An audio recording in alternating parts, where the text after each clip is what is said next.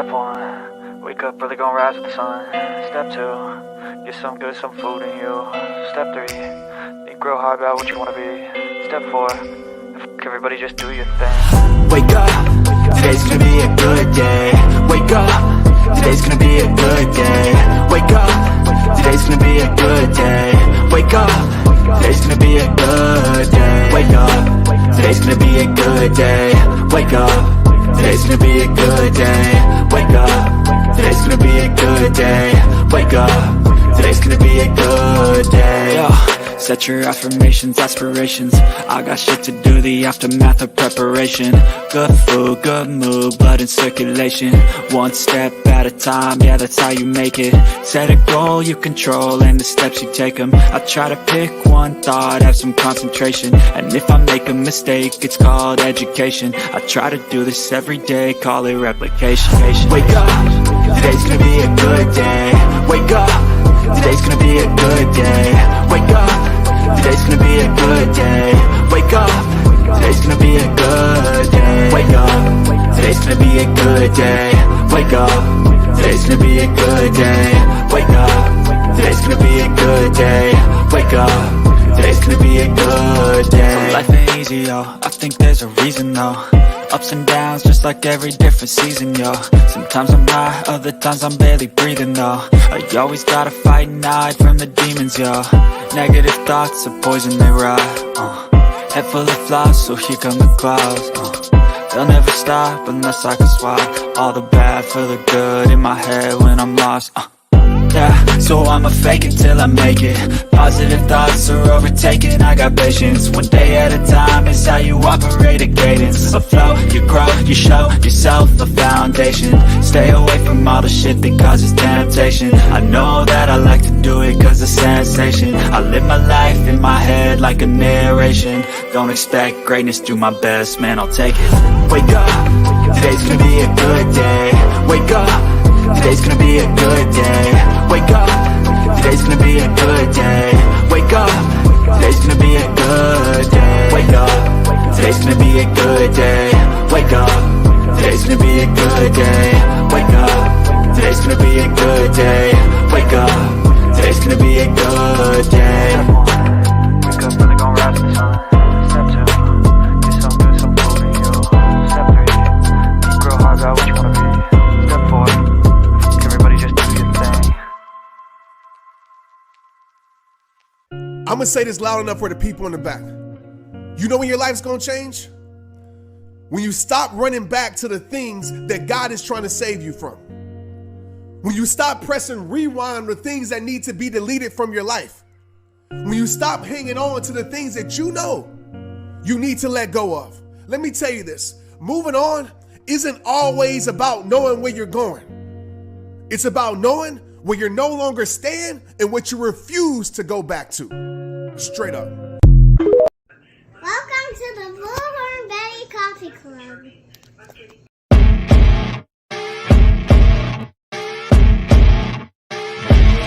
As you wake up in the morning, you want to find the latest, greatest information about criminal cases and have an intuitive conversation about the suspects associated with these cases. Head over to the Bullhorn Betty channel on YouTube.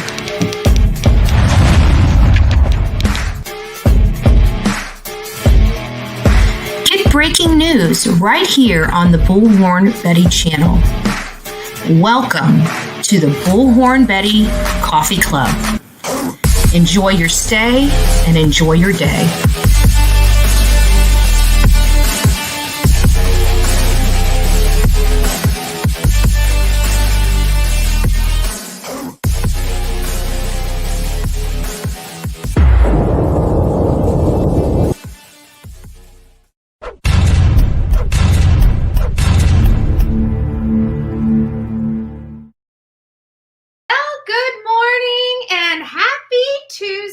To all you beautiful people that are early risers like me. Some of you guys are night owls and just happen to be hanging out in the early hour mornings. I don't know which it is, but whatever it is, we're up. It's Tuesday for most of us as we're getting ready to start our day and head out to work. So good morning, everyone. As you saw, like I've been digging into a Rudy Farias case. And it's like, man, the deeper I dig, it's like the more I find this is freaking insane.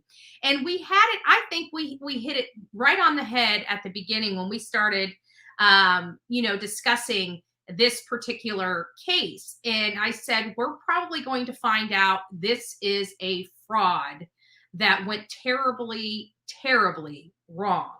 And the more that I peel back the layers of onion, the more I'm realizing that that truly is the nuts and bolts of how this all began. Now, I don't know if that's what made this persist all these years, but this is how it began. It began with fraud. It began with fraud. The mother wanted to perpetrate fraud in an effort to acquire additional funds. She had just lost her husband. Her source of income just diminished. I think that they were financially strapped, and I think this is the con that Janie had come up with. It doesn't sound like Janie is opposed to fraudulent type of work, right? I mean, in essence, that's basically why her husband got fired from the Houston Police Department for fraud. He was filing bogus tickets to justify overtime. He was defrauding the Houston Police Department along with a few other officers at the time, and they were all let go. But before we get too far ahead of everything, I want to say good morning to everybody. Allie, the first to say good morning to Bullhorn Betty and crew, followed by Cranky Pants. Good morning. The Real Me Too. Christine, it's nice to see you. Oh, Lady O. Kathy. Mel C, Net L, Patricia, Shannon, here we go, 111. It's nice to see you. Angela, it's nice to have you. Pen 1010, Cool Gamer. Electronic Medium, nice to see you. It's been a little while. 3:45 Arizona time. You are too crazy for me. Always watching. Nice to see you. Excited, says, yippee, I caught you. Well, it's nice to see you. Hugs and kisses to you. Keep it simp. Nice to see you. Who else do we have? Lula's Nana. Nice to have you as well. And love being mom of 4. I bet you do. That is so sweet. That is so sweet. Well, we love it too. We love it too. And you know what? That cute little girl, right? That used to love Bullhorn Betty. I keep wondering if we have other children that want to say good morning, welcome to the Bullhorn Betty Club, turn those in. We love seeing cute faces first thing in the morning, right? It starts our day. It gets us smiling. It just puts us in a good mood to really start our day. Megan, it's nice to see you. Deborah, good morning. Good morning as you come in. So on a real note, not such a happy, well, actually, let's just get, before we start that, let's go to the language of letting go, right? And this one was funny. It almost took me when I looked at the title. I almost said, Cheetown, nice to see you. I said, oh my gosh, I might as well close down, right? I might as well close the show down because it says, stop building cases. I'm not lying. I'm not lying. The messaging is much different, right? But the title almost took me back. I'm like, what do you mean? This is what I do, right? Now the book's telling me to stop building cases. That's what I do. It's what I do. But this is not what it's about, right? So July 11th, it says you don't have to build big drama around your life. We need to end relationships or explore a new career. Instead of simply saying, this is what I want, I'm going to do it, we build a case. We justify our actions. And this goes back to yesterday's segment. Like a lawyer getting ready for court, we prepare our arguments. We take one filing and build a 100-page document around it. Prepare to battle our case. You can build cases if you want to, but usually there's a hidden feeling underneath all the case building that's asking to be clear. It could be a tinge of guilt or fear, Or it could just be the belief that it's not okay to clearly express ourselves, say how it feels to us, and do what we need to do to take care of ourselves. Let go of the drama. Just say what you need and how it feels to you. Be as simple and clear as you can be expressing yourself. If you can find yourself building a case or creating a big dramatic scene, take a moment. Why are you making such a fuss? God help me keep it simple, especially when it comes to expressing myself. And I think this is a great point building off yesterday, where you need to take care of yourself. It is not your responsibility to take care of other people, to decide things for other people, just like it's not right for them to decide for you. So quit building your case. If you want to do something, you go out and do it. You don't need to ask permission to do so. You don't need to ask permission to do so. Live your life. It's your life to live. And believe me, tomorrow is not promised. And I'm sorry. For me, if tomorrow is not promised, I'm living my life for me, not for somebody else. I don't know about my audience, right? But I'm darn sure going to be living my life for me. If I'm going to get in trouble, darn it, I'm going to own it. I'm not getting in trouble for somebody else. I'm getting in trouble for myself, right? So go out and live your life. Don't ask for permission to live the way you choose to live, right? You don't need to ask permission to live how you choose to live. That's your choice. Liberty. Liberty. Melody Beatty is the author. Yes, I love this book. I've been reading it for 15 years, and it's the same pages over and over again, but every single year I read it, I get something new out of it that I didn't get out of it the years before. So it's just an amazing book. I don't know how it does it. It's almost a gift in and of itself. But before we get started on the whole ordeal with Rudy, I just want to take a few moments to give attention to cases that we do not have an opportunity to dive in with both feet and to really get into a fact-finding mission. Some of these things are, they're just very quick. This is no different. This is an Amber Alert. And this is for a 9-month-old child, and it is very important for, why is this thing doing this? Oh, because it's already on here. It is very important for me to show this beautiful face. Oh, thank you, Lula's Nanas. Oh, let me put it back up. There we go. Sometimes these little buttons get a little tricky. Thank you. God bless you. Let me take that banner off while we get this up. And here is this is out of Walker County, infant kidnapped and considered to be in extreme danger. This is the 9-month-old baby. I can't even imagine what the family is going through right now. And so Lisa Slay, nice to see you here. JJ, I see you coming in. Thank you. God bless you. So I really want to make sure that we, put this child first, because 9-month-old child kidnapped in extreme danger. Again, this is coming out of Walker County. Amber Alert for 9-month-old Harlow Darby Freeman. A baby was last seen on Crest Avenue in Parrish, Alabama, shortly after 7 p.m. Monday, July 10th. Harlow is a white female with brown hair, blue eyes. She was last seen wearing a tie-dye onesie and light pink shorts. She weighs about 20 pounds. Parish Police Department believed the baby could be in extreme danger. Law enforcement believed the baby and alleged kidnapper could be traveling in a white 2009 Lexus RX 350 with Alabama tag number 3880AR8.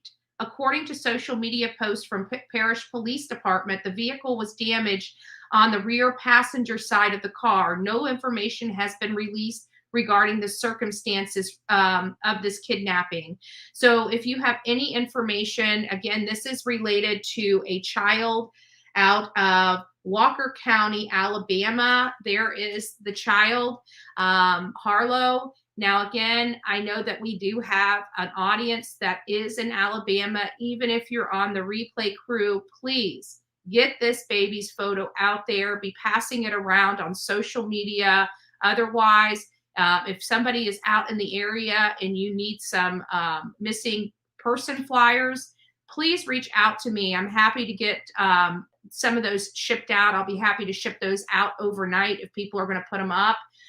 If they're going to put them up in the elements, I've got the ability to make some flyers that are laminated to get out to this area. So if anybody from Alabama in this particular area, Walker County, Alabama, that's out there helping with this child, please reach out to me at bullhornbetty, bullhornbetty@gmail.com, bullhornbetty@gmail.com. And I'm happy to get some information from you and get some, as much as we can do here from this channel out there to help aid in searching for this little baby girl. It's been said that they're not married, but the father did pay child support. Okay, well, that's good to know, Allie. But again, at this point, we're not worried about anything other than making sure that this child is safe and alive and is healthy. That is our main concern. I'm not really ready to point fingers at a whodunit, whether, who she's with. We just need to look for this person. I wish they would have put the person that was driving that 2009 Lexus up next to this child. So at least we know, because babies, let's be honest, sometimes babies can look like each other. In reality, they haven't really, some of them don't, but there's a lot of babies that look very similar to each other because they're not fully developed and haven't started developing certain facial features and whatnot. So just be cognizant of that. But I really wish they would have put whoever they believe kidnapped this child up there, so at least we could be showing another face as well. And I think that is a disservice when they do this, because this child is with someone, and that someone probably will be more recognizable to us than this child. And I just really wish they would have provided that. They haven't even provided us a photo of the car. So you're going to have to look up, what a 2009 RX 350 looks like, whatever. But at this point, right now, we just need to pass this baby's face around and try to get as many eyes on this child as possible. Car was stolen while the dad went inside for a minute and the baby was in a car seat. OMG. So we do have some information. They didn't provide it in this report. Kayla is saying that the car was stolen, so the baby was in the back seat of this car when the car was stolen. This just sounds absolutely horrific. Do we know what store he was at? Do we know if they had video camera, CCTV footage? Did they see the abduction or the grand theft? I'm very curious about that. I never like to think anything nefarious, but we are in true crime, so naturally, all options and possibilities are on the table. But again, we don't even need to look at those right at the moment. We just need to find this baby girl. So her name is Harlow. If you've seen her, again, please pass this beautiful photo around. We will have it up on the Bullhorn Betty True Crime Facebook site if you guys would like to pull it off that to pass it around. But we really want to just try to advocate for this beautiful baby, and hopefully she is brought home safely. So getting on with some other information in the news, we have an escaped convict, and I believe this is out of Pennsylvania. This is from Harry Rollins. I just happened to see this. I've been hearing about this for the last couple days. This is a murderer that has escaped. He escaped the old-fashioned way, snuck out and used, like linens to hoist himself down and to escape. It is my understanding, unless I'm thinking of two different escapees going on at the same time, it is my understanding that this is not the first time this man has escaped and successfully escaped from custody, which is a major concern for me. And so I just want to make sure that people do see his face here on the Bullhorn Betty channel. I want to make sure that if anybody is in the Pennsylvania area, you are on the lookout. I would consider this man armed and dangerous. I heard he's already killed an animal. He's in a stolen street clothes. There's a lot going on here. Good morning, Angie. It's nice to see you. Good morning. White 2009. I was reading a comment, but that's who you're looking for. If you do see this person, again, it's a caution. I always put on this because sometimes when we see something, we don't think, right? We just act. And so I also always want to make sure I caution and put in your short-term memory, please do not approach this person. He very well may be armed and dangerous. We don't know. We definitely know he's killed a dog, so he has a weapon.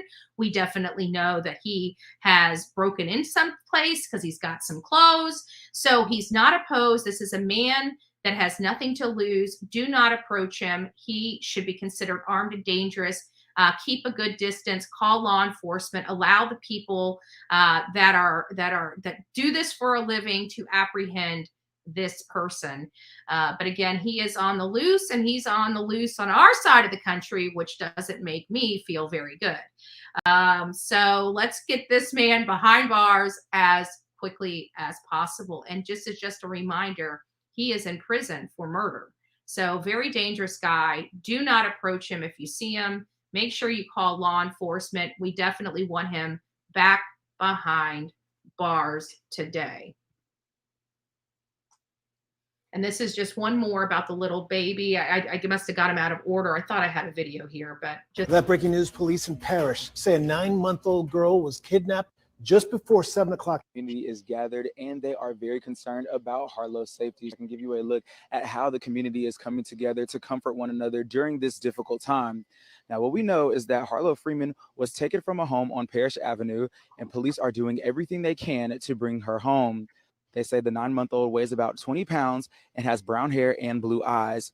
She was last seen wearing a tie-dye onesie and light pink shorts. Doesn't sound like she was last seen in a 2009 Lexus RX 350. Now, that is an SUV with the license plate 3880AR8.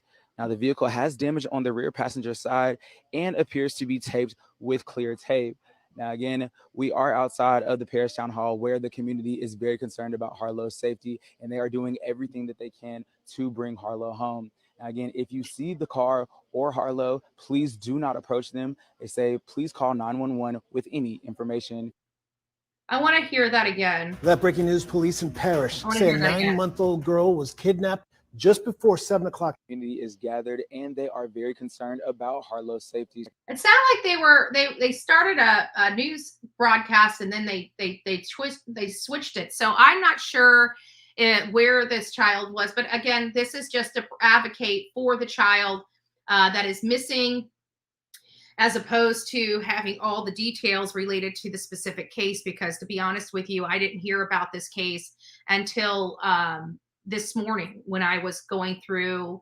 I didn't see it last night come through because apparently it only came through about 7 hours ago. So many of you know I go to bed extremely early because I get up extremely early. And so there's just a lot of stuff that happens in the evening hours that I don't get to until morning.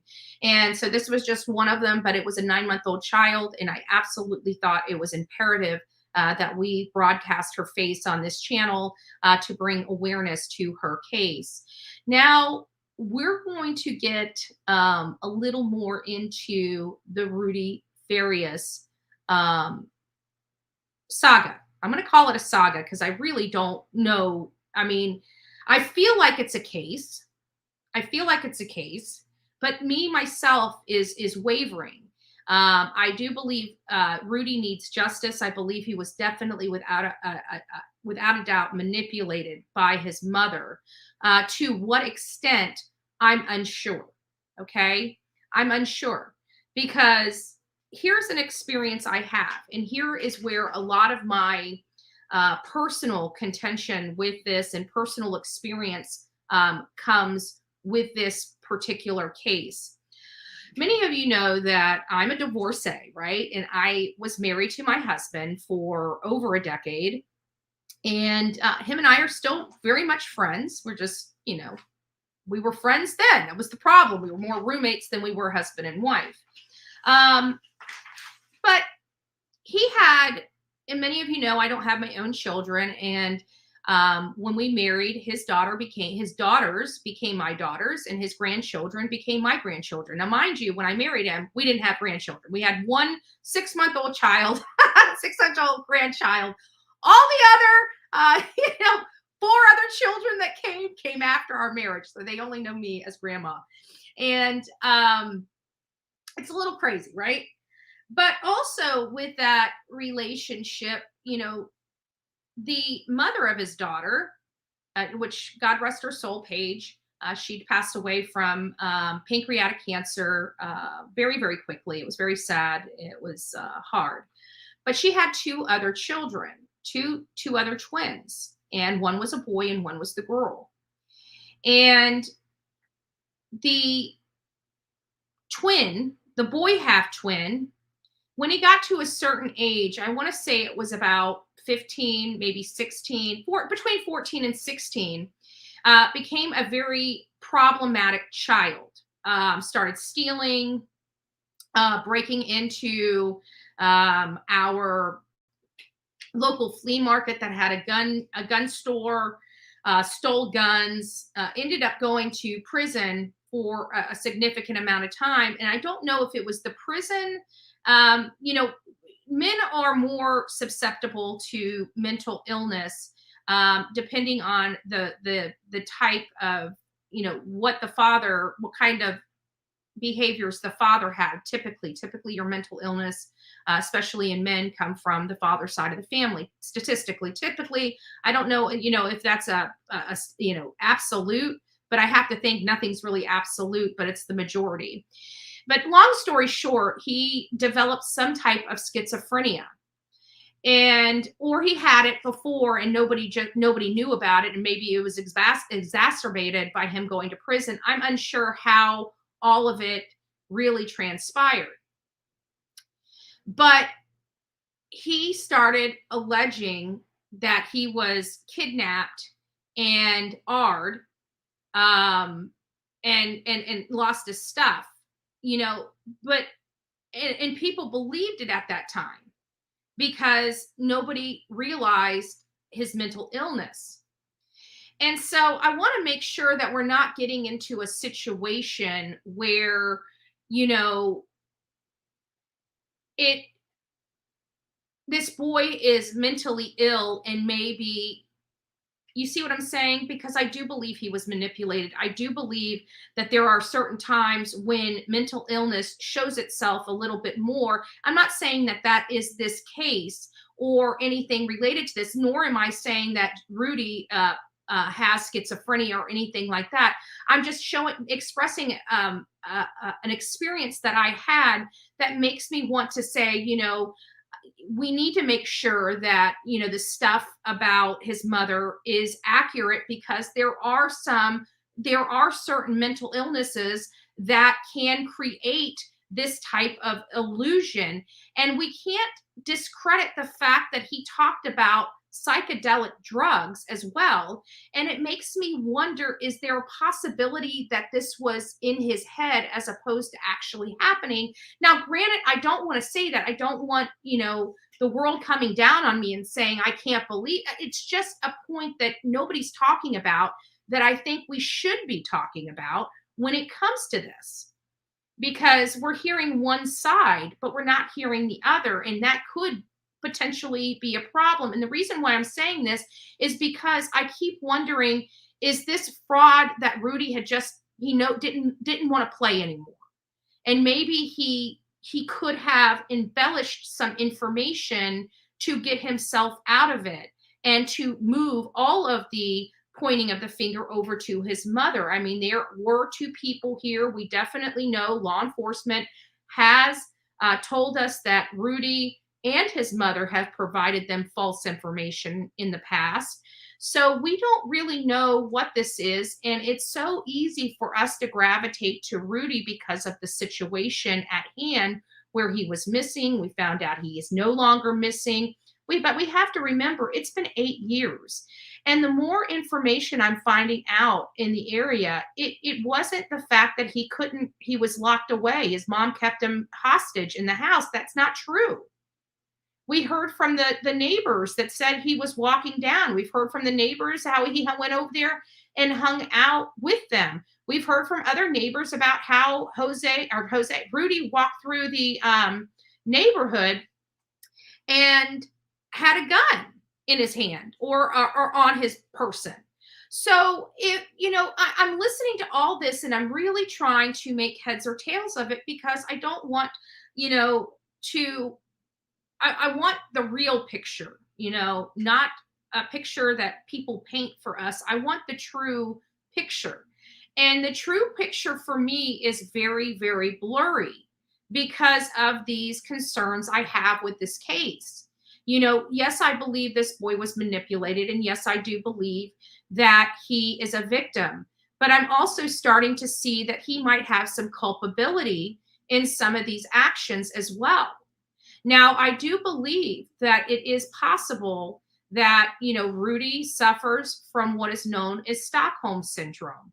It is possible, and that would explain his culpability in a lot of these things. But I'm still seeing in my investigation that this is not just his mother.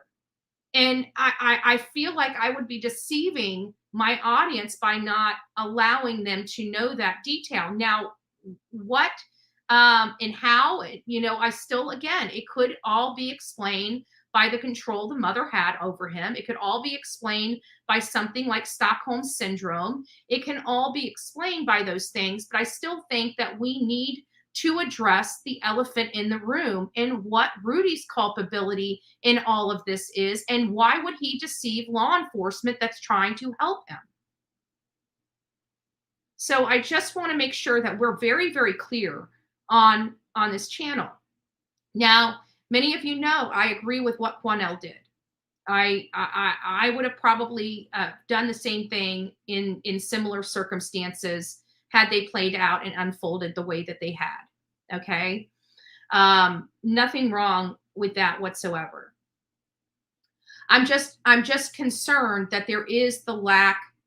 Who cares? I do. Nice to see you. Good morning. I'm concerned at the lack of, there is a reason why the law enforcement is a little resistant to this arrest. This case obviously has some problems in it. And I feel like I would be deceiving my audience without letting you guys know that. I do feel for this boy. I care for him. I can't imagine what he went through, but we also have to be realistic and understand what we're listening to and what we're seeing unfold before us. And I had said this days ago, last week, as a matter of fact, I believe it was last Friday, where I said, guys, it might not be unrealistic to think that Rudy might be arrested along with his mother on these fraud charges. Now, I don't know if that's going to be the case. I'm hearing in the back that there is talks of an arrest coming.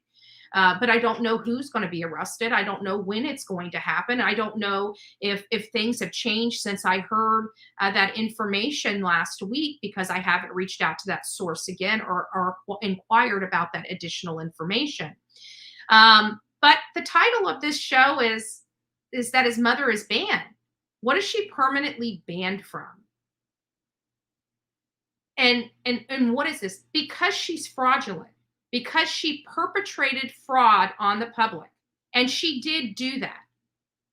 Let's be honest, she did do that. And there is enough evidence, actual evidence of those crimes. And I do believe she will be charged with, at minimum, fraud. With at minimum fraud. So here is an article that I thought was very, very interesting and wanted to make sure that you guys got to see it. And many of you know I like Daily Mail personally. And the reason why I like them is because they're ruthless. Okay, Daily Mail does what it takes to get the story. And I like that when it comes to these types of cases, because you know that they're going out of their way to confirm information. I've been out at numerous cases and have sat right there with their photographer. I've had a lot of conversations. I know these people because I'm out in the field with these people, and the people that I trust their work, okay? Let's be honest. You guys know how I feel about the Sun, right? Don't like them. And there's reasons. Daily Mail, I personally like. But one thing I found out while I was doing some research is that Janie Santana is permanently banned from GoFundMe. She is never allowed to set up another GoFundMe page ever. Banned permanently off that platform. It says Rudy's mom has been permanently banned from GoFundMe and may face legal action after raking in thousands of dollars from his fake disappearance. So she has been known to fraudulently, and on the GoFundMe, guys, the GoFundMe is very debilitating. Yes, Rosebud, it is very debilitating. And that's one of the first things that popped in my mind when I was hearing this case, because a lot of people were asking, well, he was locked up. He wasn't free to go on his own. And I said, no, that's incorrect. Rudy has been free to roam on his own. He even said out of his own mouth, or well, not his own mouth, but to Quanell, that his mom would send him on errands. So he was free to roam around on his own. Maybe at times he wasn't. Maybe at the beginning he wasn't. But he definitely, according to the neighbors, was able to freely leave that house and go hang out with them and not pick up his cell phone when his mother called. Remember that statement?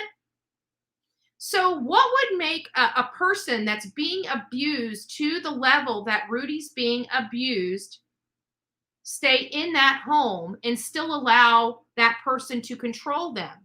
The only explanation psychologically for me is this illness called Stockholm Syndrome.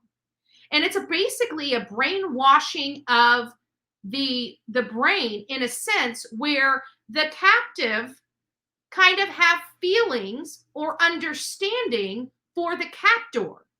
And they don't want anything happening to their captor. They have feelings for their captor. They feel bad for their captor. They almost justify the behaviors of the captor. So definitely something I would consider looking into from a law enforcement perspective, because if this man is truly suffering from Stockholm Syndrome, they should have enough, because of that illness, they should be able to now act in his best interest, including arresting his mother on his behalf. So I do believe that there was something going on here. There's no way a 17-year-old boy is willingly going to stay home and hide. 17-year-old boys want to go fishing. They want to ride dirt bikes. They want to play video games. They want to hang out with their friends. You know, in some of these respects, they want to go hunting, depending on how they were raised and stuff like that. They want to do guy stuff. They want to make their own money. They want to work on their cars. They want to do guy stuff. What would make this boy not want to do that? And I have to think that there was abuses in this home. But again, with that being said, I still believe there's going to be some culpability on Rudy. And I'm hoping that because of the extenuating circumstances, they choose not to charge him. But let's be honest, guys, they could basically, if he knew it and was a willing participant, they could technically charge him. And it would be, in my opinion, a travesty, but it would be proper in certain respects, right? It's up to the judge and the jury to decide if his excuse justifies his actions. So I don't know how this is going to work out, but I just wanted to I don't want people to be shocked if something comes down the pike where not only Janie is arrested, but Rudy may be arrested too. I want everybody to keep a calm demeanor about them. If that does happen, I don't want you going and attacking people. We're going to want the justice system. It's going to be so important for our justice system to work in a situation like that. And we do not want to muddy up the waters when something like that comes, because in reality, it could mean a victim having a criminal charge. So, I just want to put you guys on notice. There is that possibility. So Rudy Farias' mom has been permanently banned from GoFundMe and may face legal actions after she raked in thousands of dollars from her 8-year sham disappearance. Janie Santana raised more than $2,000 using fundraising platform after claiming her 17-year-old son went out to walk the dog and never came home in 2015. I personally believe she scammed them out of more than $2,000. There was a private detective that said that she went and knocked on her door, was given $200 for a Mexico trip. And I'm like, oh my goodness, it sounds like this is going to be significant amounts of money, because she's probably been collecting thousands of dollars every year for the past 8 years in an effort to help find her son. Houston police revealed last week that Farias had actually returned home the very next day. GoFundMe has now issued a statement saying that Santana has been banned and that it may take legal action against those who exploited the generosity of our community. And we have to remember that. I mean, GoFundMe has a duty to protect its clientele. This was a wonderful idea thought up by someone that said, hey, it's hard for a lot of people to come up with a lot of money all at one time. But this crowdfunding idea where a person can have 1,000 people donate $5 and rack up $5,000 in a matter of hours is amazing, especially when you're in a jam and you need that and people are wanting to help, right? So it was an amazing idea, but it also caused abuses of people like Janie Santana that want to, prey on the goodwill and the good hearts of the good people that support the GoFundMe and the GoFundMe initiative. And shame on her for doing so. So they may actually take legal action, and maybe that's what we need to do. Maybe, we need to have a petition for GoFundMe to take action against her. If they take action against these people that scam and fraud, hopefully it'll send a message to other people that want to come on their platform to scam and defraud. The donate to help find Rudy 5 page was set up with a goal of $75,000 by a woman named Julissa Bravo, whose relationship to Santana remains unclear, but has been removed from the website. It goes on to say, the phony story of the missing boy sensationally unraveled last week when people and the mediator, local activist Quennell X met with Santana and her son, now 25, at a hotel.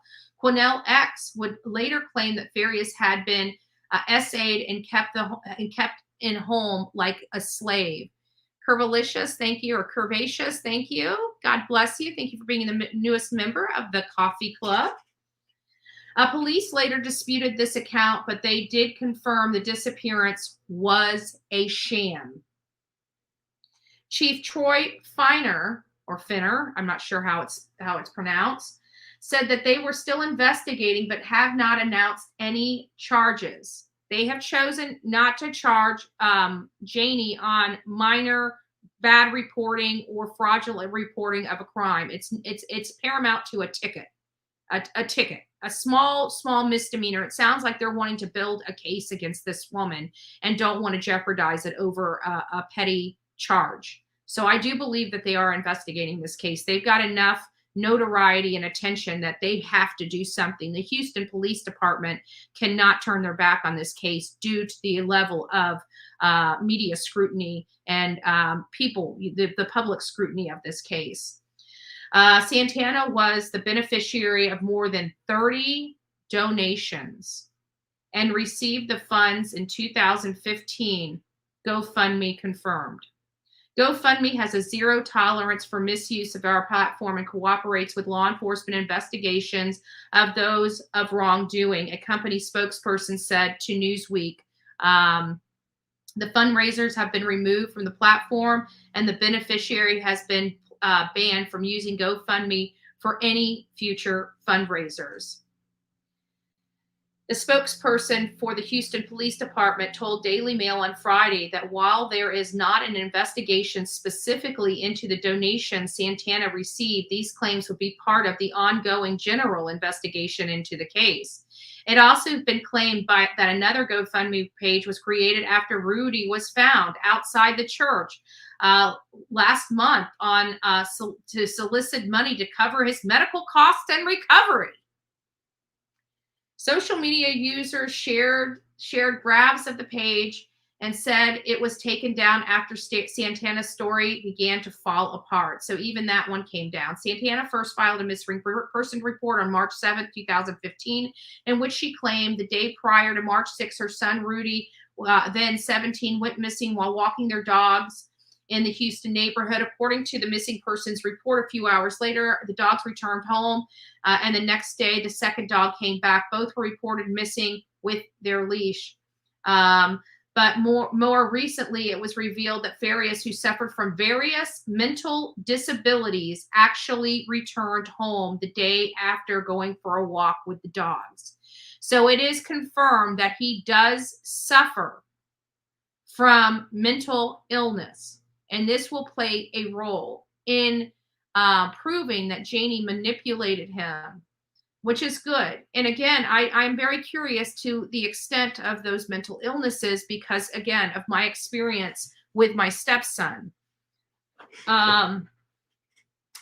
But more recently, it was revealed that Farias, who suffers from various mental disabilities, went for a walk and returned home with the dogs the next day.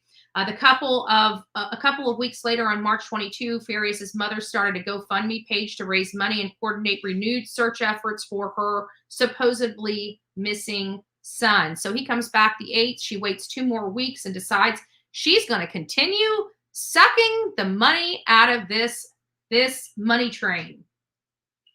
It's been over a month and Rudy is still missing, it reads. Please help me find Rudy Farias, and it says 4.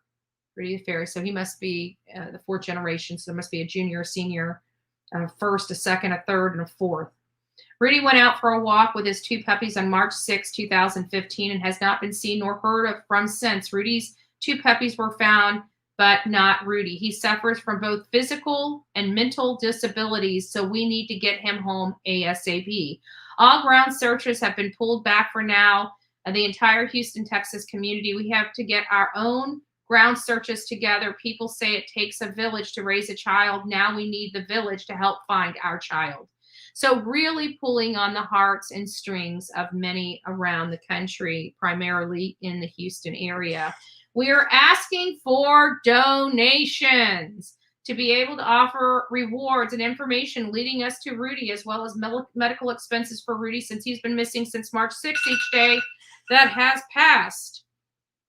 Where was it? Each day that passes, which means his health is deteriorating gravely. They say gravely, as if this boy is going to die without their generous help and support. Their generous financial help and support. This child is going to deteriorate and die. Meanwhile, being in the back bedroom while they're carrying on this charade. Houston police have now said Farias had never been missing, as had widely suspected after his reappearance last week, 8 years after Santana claimed he had vanished. There's a lot more that goes on to this. I'm not going to read everything. It's the Daily Mail. You're more than welcome, if you so choose, to go and review that. But I did find the website, the Facebook group that was created way back in 2015 for Rudy. I was shocked what I found. There were a lot of stuff in here related to this case, and the administrator of this was very proud to be in such a great community with all these beautiful people to help, and herself was being conned, scammed, and manipulated by Janie Santana. And the crazy part is there is a post, and this post, I want you guys to read this.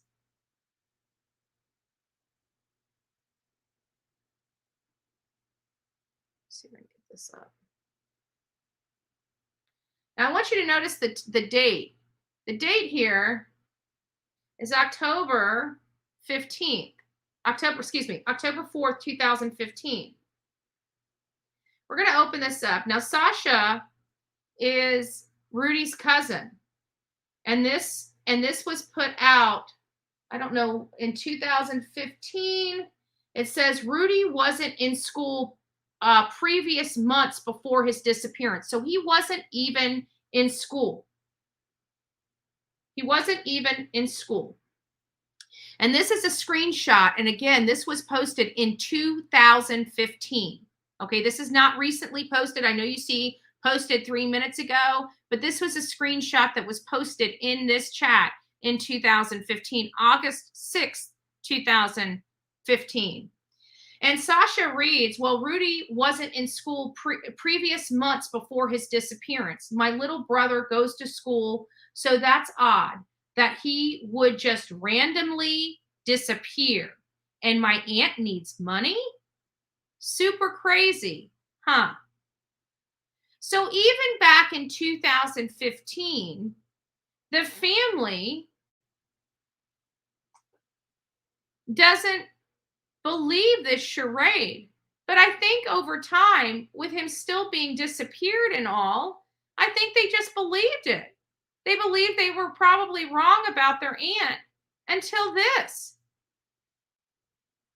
Rudy's been taken away from the entire family for 8 years so that Janie can perpetrate the fraud on the general public in her community, proclaiming her son is missing and never returned home.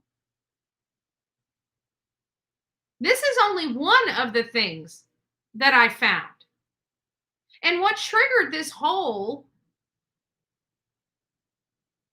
investigation, looking into all of this, going into all these, sleuthing around on the internet to see, well, JJ, that's what a private investigator said. JJ saying that he was 18, Betty. That's what the private investigator is the only one that said that Rudy was 18 at the time. I heard the interview myself. Law enforcement has never come out and said it. All the articles have been saying 17 ever since the beginning of this case. They were calling him 17. Janie may have manipulated his date just so he would appear under the age of 18. We don't know. I do believe that there is something going on. I haven't heard about a half brother, JJ, so I'm not sure. I heard about cousins and stuff like that, but I haven't heard about the half brother. And I've been researching this. So if you've got something I'm not seeing or I'm not finding, but you got to understand, it's only me doing the research back here, right? And then whatever people send me by email or whatnot, but it's just me back here. So if you've got something that I haven't seen, please send it to me. That's what the Gmail is for, bullhornbetty@gmail.com. If you guys know we're covering a story and you guys are reading information or coming across YouTubes or Twitter feeds or anything about these cases that the channel's covering, share it. Just send it over to bullhornbetty@gmail.com so I can review it, because I like to make sure that our whole audience has a well-rounded segment on this. No evidence of abuse. I disagree with that, JJ. I'm sorry. I just disagree that there's no evidence of abuse, because just his behavior alone shows evidence of abuse. So it's, unless you've been abused, you don't know this, maybe don't know the signs of it. I don't know. I don't know what your experience is, JJ, personally. I don't know you. But I don't believe that there's no evidence of abuse. This lady is spiteful and vindictive. I wouldn't put anything past her, in my opinion. Oh, I absolutely agree with that, JJ. We agree on something, right? We agree on something. That's good. No, I definitely, this lady is a little concerning. And, it comes down to, like, her husband murdered her or unlived himself. And I keep wondering I'm sorry. I don't trust this Janie chick. Like, I wouldn't put it past her to do something for money, like offing her husband. I'm sorry. I know it's wrong for me to say that in light of nothing, but in all fairness, that's how I feel. I feel unless I know for a fact that he did it. He did it himself. I don't know. I would believe that she might have had a hand in that too. I'm sorry. I really think law enforcement, in light of all this, and knowing that her husband was fired for fraud and she's just happens to be a fraudster, her possibly manipulating her husband. And remember, Rudy Farias has some disabilities. And, according to our medical professionals, those mental disabilities predominantly would be coming from the father half of his genes. So, maybe his father had some disabilities. Maybe he was more of a high functioning person, but maybe he did have some disabilities, and maybe he was easily manipulated by Janie. We don't know. But I would definitely, personally, I want to know what's going on in her the husband, her deceased husband's case. I want to know what happened in that. Honestly, I really do, because I don't trust her. And in hearing all these people dying around her makes me concerned. It makes me concerned. Good morning, Jazz King. Nice to see you. Mama Shell Bell says he seems like he's gotten a long story of abuse, a long history of abuse, in my opinion, even if not on the record. Many abuses are hidden. Absolutely, they're hidden. I guarantee the abuses in my home were very, very rarely phoned into law enforcement. Very rarely. And I can tell you that there was a lot of stuff that went on in my home that should never have gone on in anybody's home. And nobody knew about that. Nobody. People that are in those types of situations, they keep it quiet. I mean, hell, the majority of my life, when I was growing, if we had a problem where we were going to duke it out, like just get into a major fit, we would never do it in the yard. You would never do. We brought that nonsense in because we didn't want law enforcement involved. That's how it was. When you have abuses, you bring it inside the house. You do not do it publicly. And trust me, it doesn't matter whether they hear you or not. Nobody calls the law. People mind their own business. At least back then when I was growing up.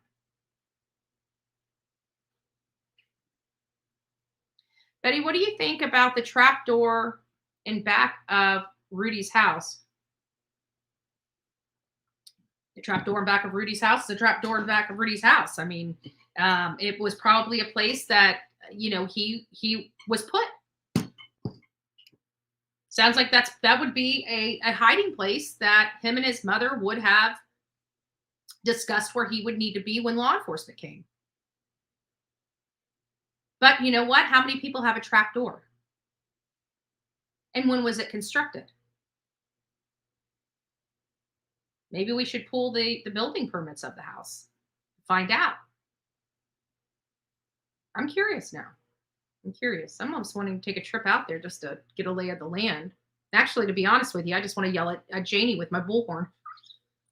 I won't lie. I want to yell at Janie with my bullhorn. That's exactly what I want to do. Just because I can.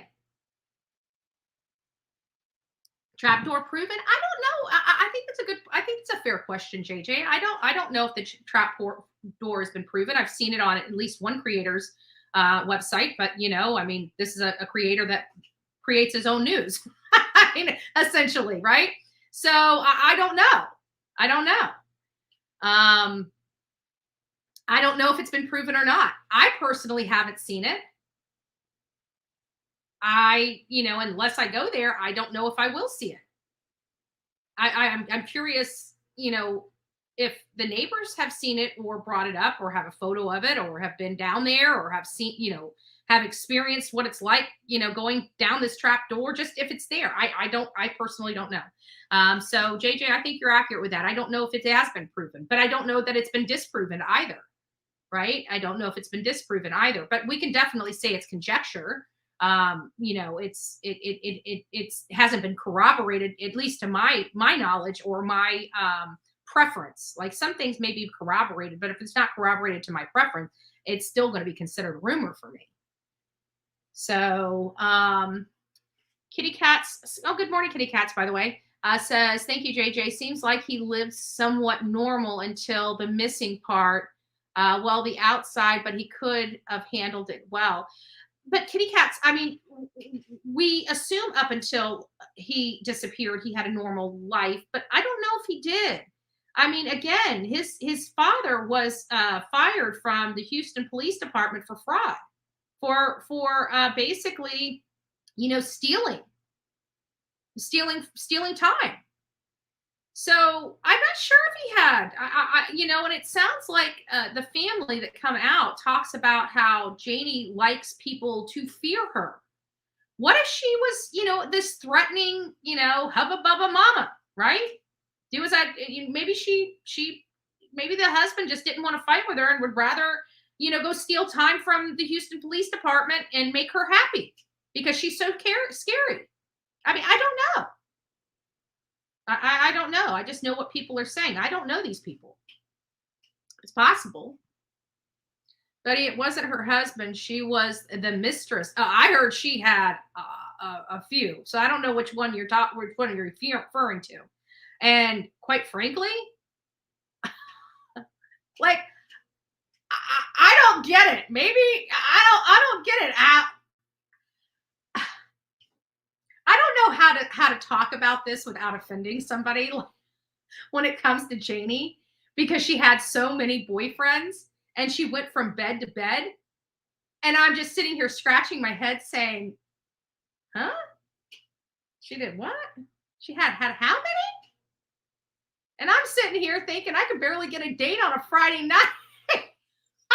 And you got Janie Santana just living it up. 4 or 5 different boyfriends. I'm like, I'm doing something wrong. Where's the cake? Where's the cake? I should stop.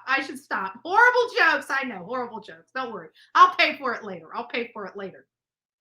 Oh, thank you, Lula's Nana. I appreciate it. God bless you.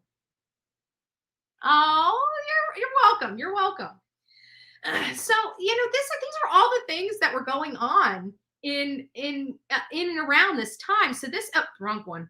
So I'm actually trying to go through all of this stuff, and it's like, guys, the more I'm looking at here, it's looking really crazy.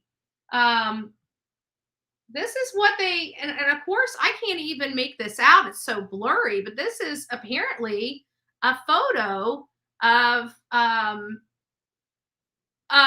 Rudy. I don't know if that's his photo or if that's his brother, his older brother, because his older brother is the one that left him the life insurance policy. Like, I literally don't know, but there's a lot of stuff that was being posted on this website, this Facebook group years ago about this case. And one of the main things is that people actually had been reaching out, and this is where I have a problem.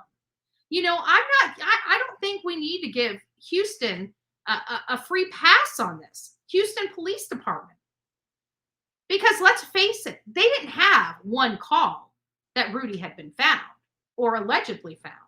They had multiple calls.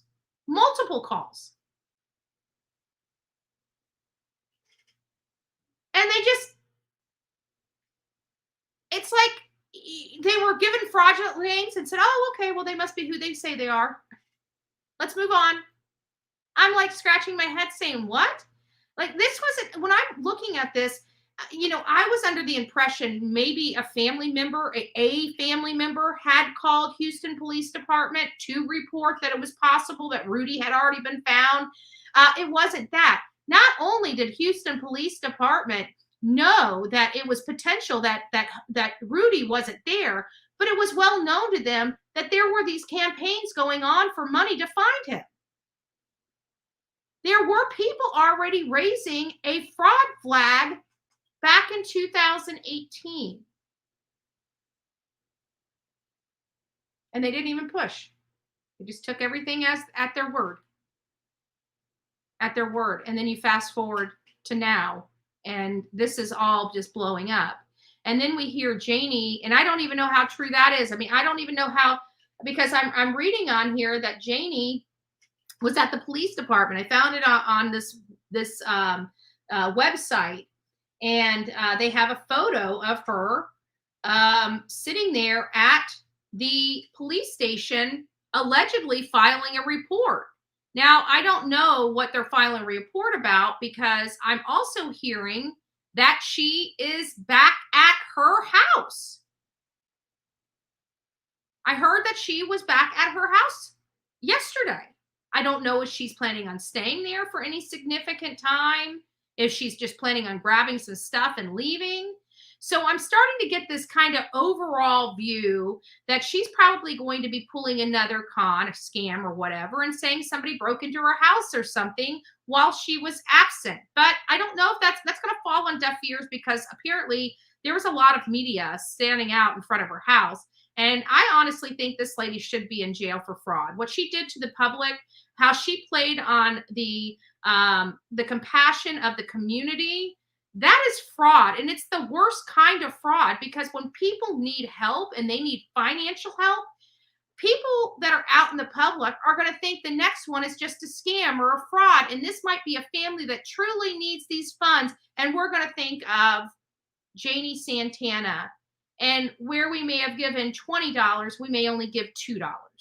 Or where we would have given $100, we may only give $50. Or where we would only have given $5, but because of this, we only give $1 or no dollars, because we're tired of being scammed by these a-holes, right?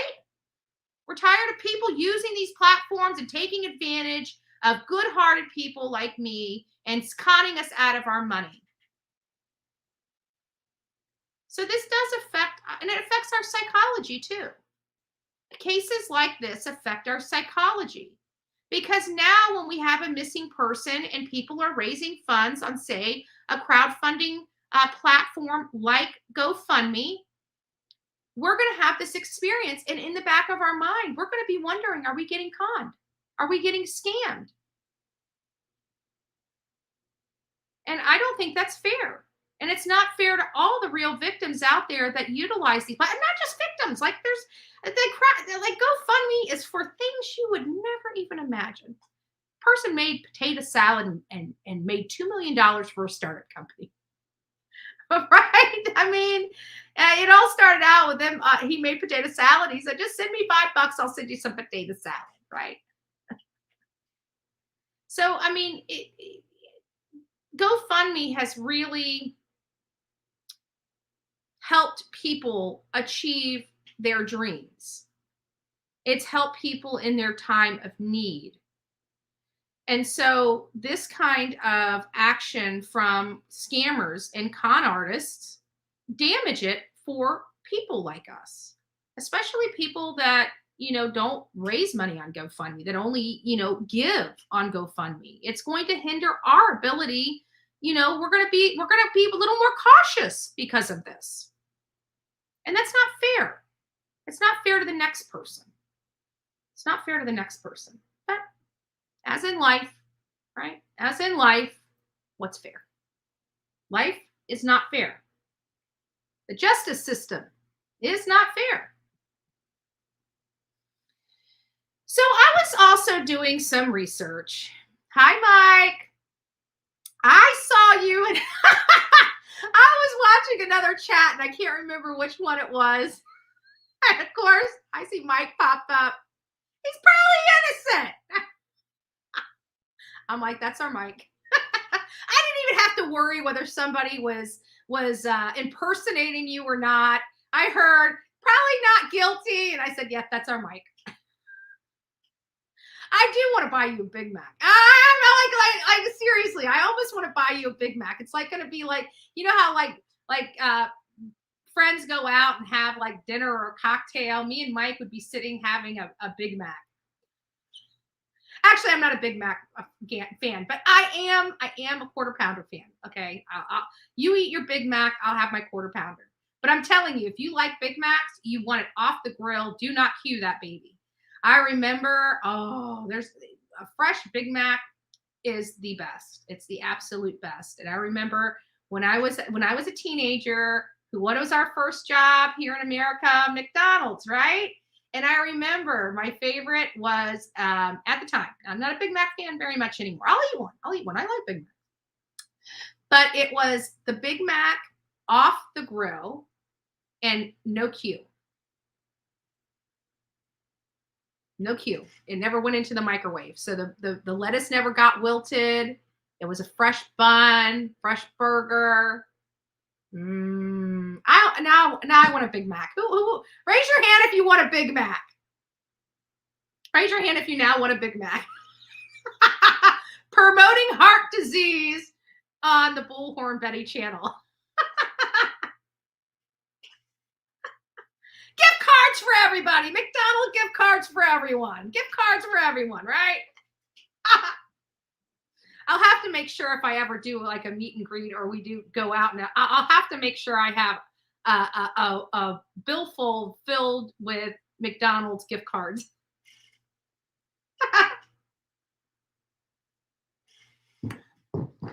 So anyways, I found this article as I was reading. I thought it was really interesting, and I kind of like the perspective. You know, it's kind of a little snubby, you know, toward people like me on YouTube, but I actually liked it. I think I liked the overall article, not certain things of the article, but really the overall article. And I thought it was a really decent article, so to speak. You know, it gives you the good, bad, and the ugly. And let's be honest, I've never disputed that social media is a dangerous place. I've never disputed that, you know, we get some things wrong. I've never disputed any of that. You know, I kind of pride myself of not disputing those things because facts are facts no matter how many times you turn it. And I realize what we're dealing with here, right? I'm not oblivious to the facts. I'm a realist.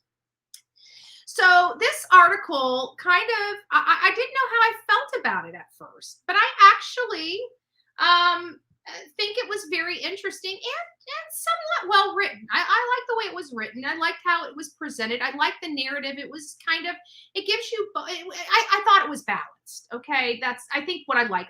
Do I agree 100% with this article? Of course not. But I thought it was a balanced article. I eat salad, and I'm gonna say, if you eat salad, I'm checking your temperature. We know you're sick, Mike. So, secrets of citizen sleuths: how wave of real crime fanatics are causing chaos. Right? A nice, you know, catchy title, clickbaity. You know. He was a star, so to speak, of widely popular serial podcast, which launched in 2014 and centered on the 1999 murder of Hae Min Lee in Baltimore, and Saeed arrested and convicted of her death. In 2022, due in part to renewed focus brought to the case by Serial, Saeed's conviction was overturned. A heady new genre, the true crime podcast, was born, and with it, rise of citizen sleuths. Lacking only trench coats and fedoras, you know that. Anyways, they fire up their own podcasts, launch massive Facebook true crime groups, or go it alone like Postmodern, Miss Maples, and Sam Spades in their quest to track down killers or crack open cold cases. I'm not going to put this now. Even after Brian Kohberger, 28, was arrested and charged in December for November slaying of 4 University of Idaho students, more than 220,000 members of one Facebook group about Kohberger were still posting rumors and conspiracy theories about the case, as were some members of a 123,000 member strong Reddit group. And see, this is, you know, people speculate on a lot of things, but I do believe speculation gives us a basis to start looking at facts associated with those speculations, especially in cases where there is virtually or limited information to the public, and we have to rely on the limited facts that we have. Kohberger himself was even suspected of posing as a citizen sleuth prior to his arrest and using an alias to join social media discussions on the case. Some citizen detectives even find themselves the stars of some of dozens of true crime documentaries that have sprung up in the past few years. Many of you know I've done a few of those documentaries myself. In 2019, Netflix released 3-part series, Don't F with the Cats, which chronicled a story of amateur sleuths who spent time hunting a cannibal killer named Luca Magnotta, a Canadian man who was captured in 2012 in Berlin after a worldwide manhunt.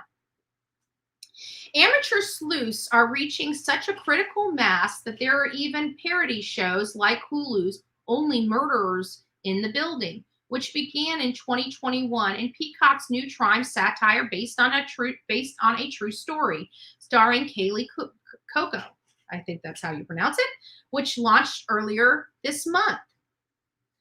Armed with online tools such as data scraping sites, been verified, Premise, facial recognition sites, Google Earth, even Ancestry, obsessive citizen sleuths often dedicate hours to doing detective work. Sometimes their work even puts them ahead of the cops.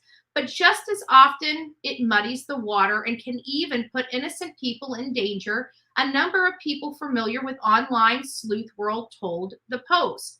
In December, Rebecca Schofield, a history professor at the University of Idaho, sued a TikTok tarot reader cyber sleuth, Ashley Gillard, for defamation after the would-be detective accused her of involvement in college slaying. And listen, this lady's being sued because she decided to go and say she had a vision of this. Like, you know what? When we go out there, we don't have visions of squat. You know what we do? We do real work. We actually read real reports, and we actually point fingers at real people, not because a crystal ball told us. Idiots. The case is ongoing. Gillard has doubled down on her claims in her TikTok. Her tactic, seeking official documents. Sometimes these amateur sleuths who make a lot of FOIA, Freedom of Information Act requests, can be helpful to shed some light, says Joel McCullough, a South Carolina lawyer who knew Alex Murdaugh and represents Connor Cook, one of the young men in the infamous fatal 2019 boat crash involving Murdaugh's son, Paul. Most of the time, they come as advocates for one side over the other without announcing their subjectivity. Well, let me tell you, I am one of those people. I'm an advocate for the truth, and yes, I come there with a bias because typically by the time I get to your front doorstep, I've done my due diligence, I've done my research, I've done my fact finding, and I most likely have already made a trip out there a time or two to get some additional details before I make my focus. Although this person says many of these people gravitate to high-profile cases, either to monetize the tragedy or to advocate for one side, they often do both. It can become very narcissistic. That is this attorney's opinion about it. But you know what? It's funny. Nobody talks about Lifetime and A&E that has made billions of dollars off these tragedies. Only the sleuths that have their heart in the right place and are truly trying to make a difference. They're the ones under the gun. And you know why? Because news and cable are going away, and we are the future, and they're having a really hard time dealing with that. And they're going to have to convert to people like us in order to stay competitive as we start going down this and as we move away from cable and into on-demand streaming. This is what the reality is. So naturally, we're going to have many people putting up a fuss. It is what it is. Unlike law enforcement or legacy journalists, some citizen sleuths often scorn. The amateurs don't have to contend with bosses overseeing them or editors and lawyers vetting their work prior to publishing or broadcasting it. That is one of the luxuries that I do have, and it's one of the luxuries that I tout and brag about when it comes to me, how I compete with mainstream media. I've said it on multiple documentaries. I've said it on multiple interviews that this is the case. As we're moving cable and news out and away from our living rooms, we're bringing streaming services and YouTube in. And again, one of the things I do not have to worry about is a boss telling me I can't run a story I want to run. I am the boss. I can run that story. And yes, this is a business. So, we bring journalism, a fresh eye to journalism, and we monetize from that. And if people can call it tragedy pimping or whatever they want to call it for their own clickbait titles, and that's still okay. That's still okay, because you know what? Press has been going on for hundreds of years, and guess what? Press will be going on hundreds of years after. So they can pick up on their microphones or pens and just fly over the internet, often in live streams. But when it goes wrong for amateur detectives or citizen journalists in real life, it goes very wrong, and it sure does. Just as Emily Nestor, a 31-year-old star of Citizen Sleuth, a new documentary from director Chris Kasich, which examines the ethics of true crime genre and how power of narrative can be and impact truth and communities. The film is shown by South by Southwest in March. The film follows Nestor and her Mile Marker 181 podcast as she conducted an amateur investigation into the 2011 death of a 20-year-old Jaliyah Davis of Marietta, Ohio. Davis was found dead a handful of miles from home on Interstate near Parkersburg, West Virginia. Her body was beside her crashed car, and she had been decapitated. Authorities concluded she had been ejected from the car when it crashed, but her mother and other relatives and members of the close-knit Appalachian community thought there had been foul play. Enter Nestor from Parkersburg, who had no prior experience as a detective or podcaster, but who was just struck by some of the mystery surrounding the case. Basically, the family gave her the entire case file, and she went on to this. Long story short, she was wrong. It ended up being exactly what law enforcement had stated it was, and because of that, her audience felt absolutely deceived and manipulated and dropped her like a hot potato. And it hurt her. I've seen other podcasts push false narratives, but they don't realize how dangerous they are. That's why we refuse to push false narratives here on the Bullhorn Betty channel. There are rare citizen investigators who really uncover something of value or break in a case, but they're the exception to the rule. And you know what those exceptions are to the rule? The people that actually go out to find. You are never going to find something unless you are looking for it. You are never going to find a human being unless you are physically on the ground searching for a human being. You're not going to find a kid drown in a lake from your home in, Florida, right?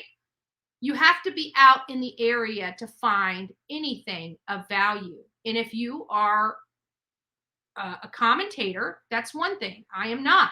I get out there. I search. I like to look. I like to find. I like the hunt. I like being out there and active and feeling like I'm making a difference personally.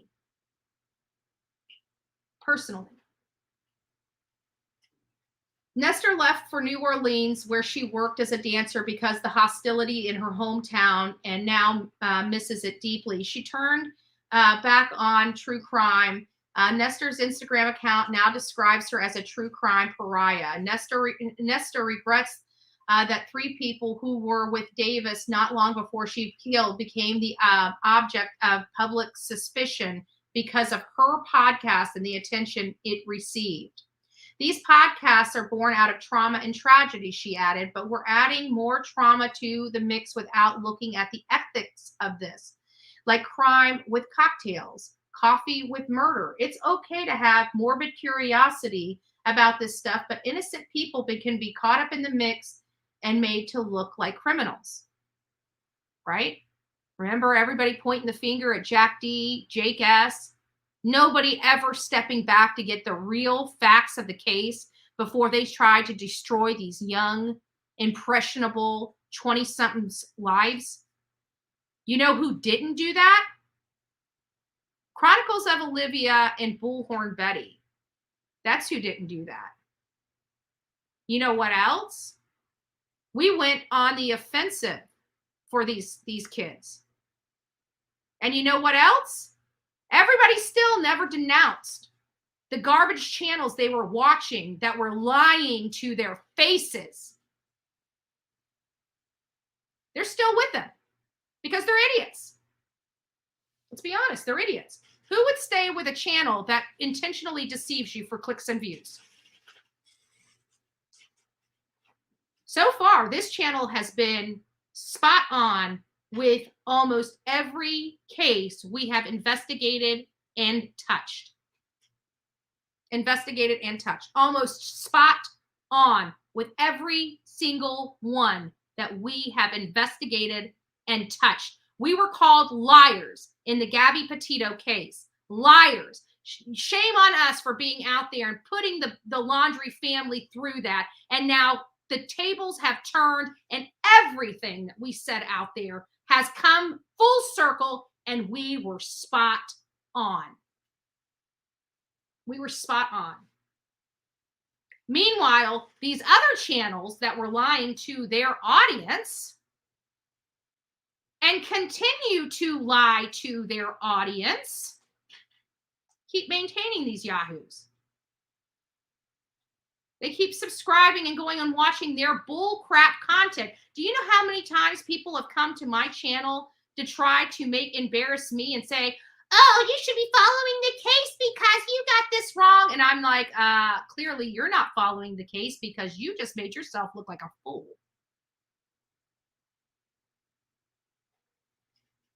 You just made yourself look like an idiot in front of thousands of people. And then they want to double down, right? They want to double down and say, oh, yeah, it's only 49 people. Well, that's a like. Oh, well, you're so dense. Well, there goes the insults. When you're proven wrong and you're shown to be an idiot, there goes the insults. Congratulations. When you can't win me in a debate, you go straight to the insults. Straight to the insults.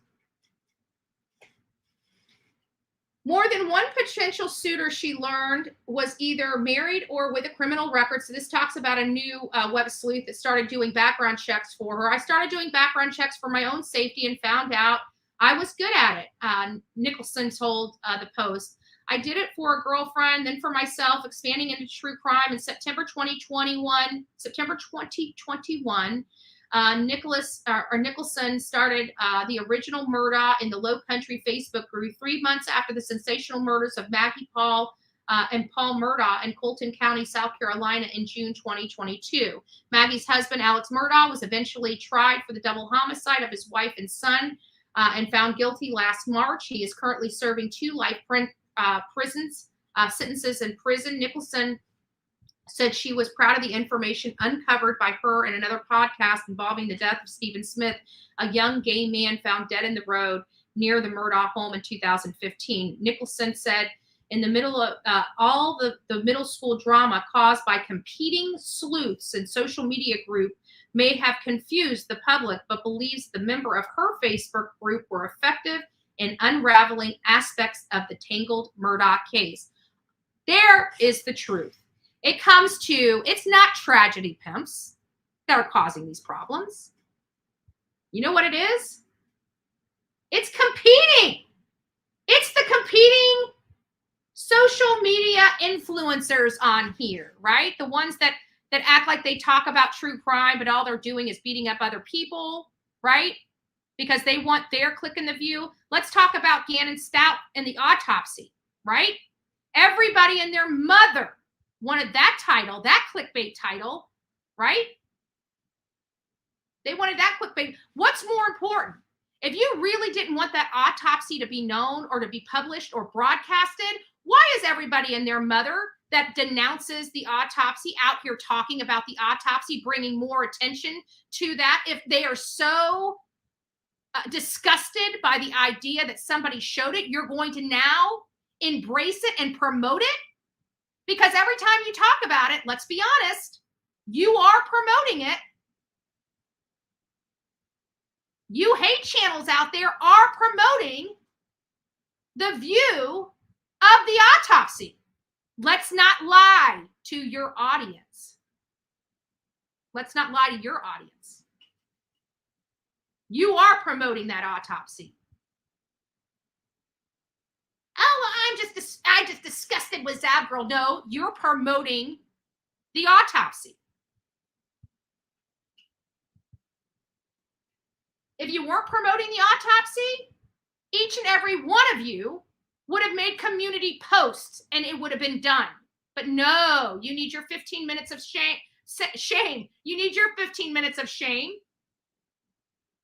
And you need your clicks and views. And you need your monetary at the expense of somebody else. She put it behind a paid wall. Get over yourself. You don't want to watch it, don't watch it. The people that want to watch it and be educated on it have the right to do so, and you have no right to tell those people what they can and cannot do. I'm sorry. I'm a stickler when it comes to crap like that, whether it's to the detriment of me or not. I will fall on a sword when it comes to liberties, because each and every one of us have liberties, and I'm not living for anybody else. I'll be damned if I'm living for anybody else. So that's the real causation of the problems and the muddiness of the waters here on the streets of YouTube, because people are competing and they get more salacious and more conspiracy theorists, and they have to compete harder. And then when the truth comes out, it's all a lie, and their idiot audience stick with them through even more lies. I'd rather be unpopular back here and be proven right when we get to the finish line than to be popular back here and to be made out to be a fool when I get to a finish line. That's the difference between me and my channel. That's why we're successful and why we grow. I haven't been out in the field this year. Very limited. I think I covered, how many cases did I cover? I think I covered Magdalena Kojakari and Alec Murdaugh. Because last year we were out there with Coburger. But this year we've only covered two minor cases. And I get my audience from being in the field.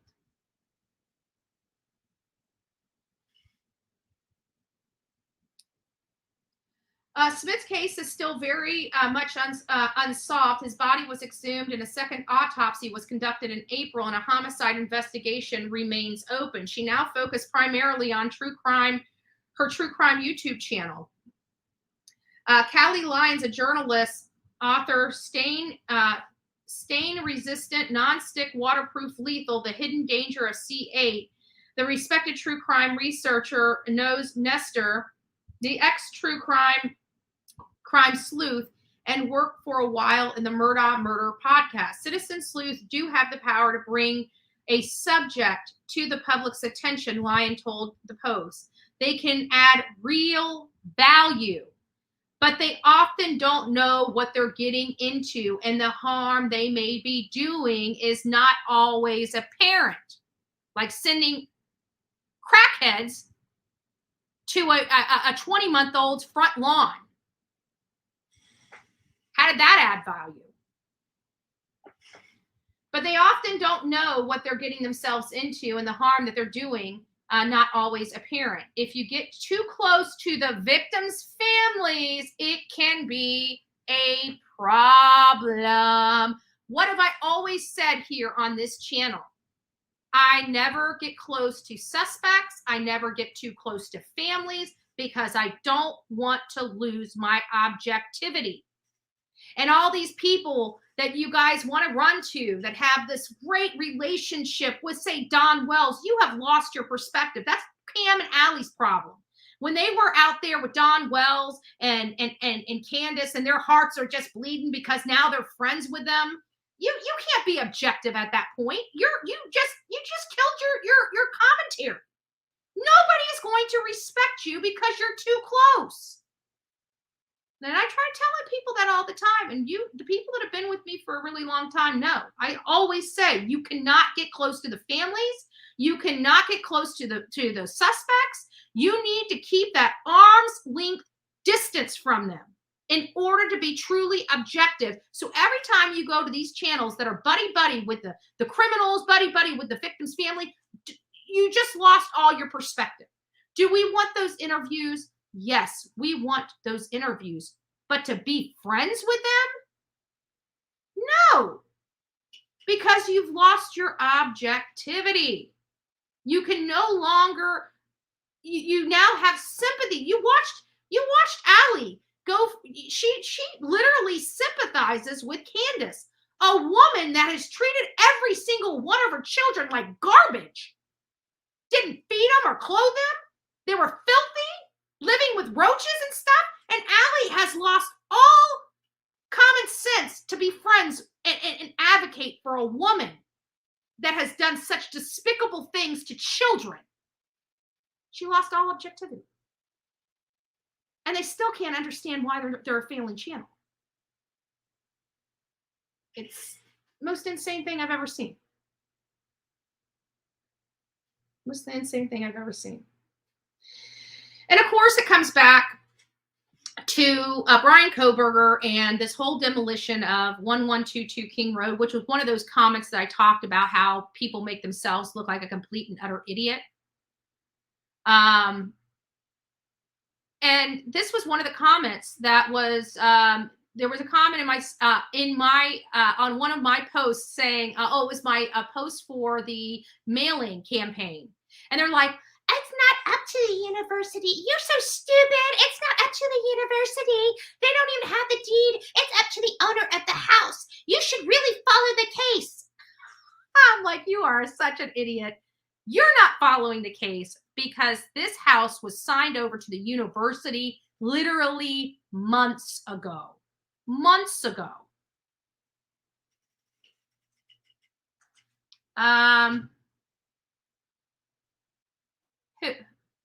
Hold on. Objective. First of all, SoFlo Mama, let me go through here because I'm going to tell you, I hear snide remarks coming from you. And this is my issue. Now, if you would like to, I'll open the phone lines up because it sounds like to me you have some issues with me. And if that's the case, let's go ahead and address them right now so we can get this thing done and over with, because you're going to either decide whether to be on this channel or be off this channel by the conversation I have with you. And I'm going to tell you that because I do not like, one thing I find very highly offensive is I don't know you. And for you to act like you know me and know Olivia and know conversations, you do not. And you will not spread misinformation on my channel. You won't. And you're not going to act like you know me. You're not going to act like you know my life. You're not going to act like you know my conversations I have with people that I have them with. That you're not going to do. Now, if you want to be respectful, I'm happy to be. But when you start stepping on my toes and pissing me off, I will kick you off this platform and you can go somewhere else. And if you have a problem with that, it's not my problem. So let's get this corrected really, really quick. You've been here for a really long time. I don't know where the animosity has came between me and you, but if this is going to be where it is, then don't come back here. It's that simple. It really is. But don't think I don't see your comments just because I'm not addressing them. And it's not just this, SoFlo Mama. It's not just this one. Let's be honest. You come here every single day and have snide remarks in this chat, do you not? I'm calm. I'm absolutely calm. What do you mean you need to calm down?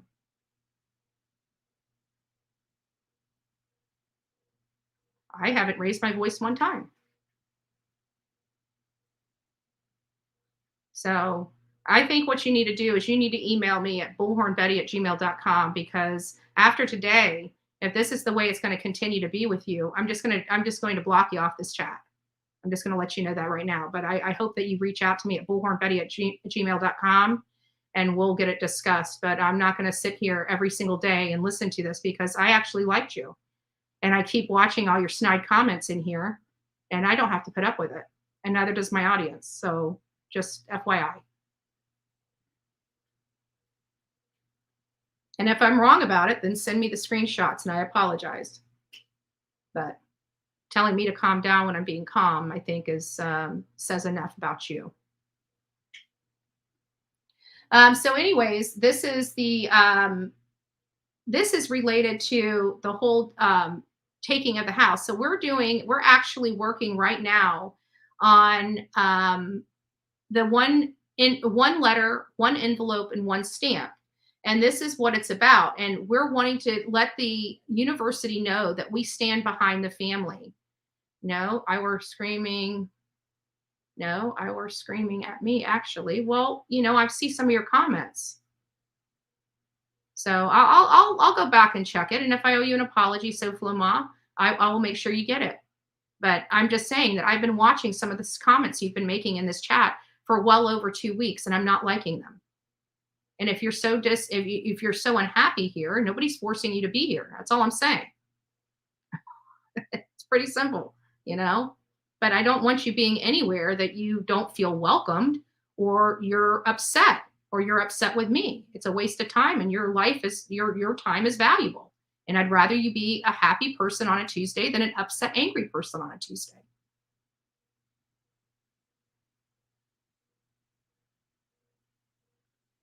Well, why don't we just say that maybe this isn't the channel for you, and maybe just you go back to Queen Bee and stay off my channel. Maybe that would be the best. Just saying. I mean, since you're so unhappy here.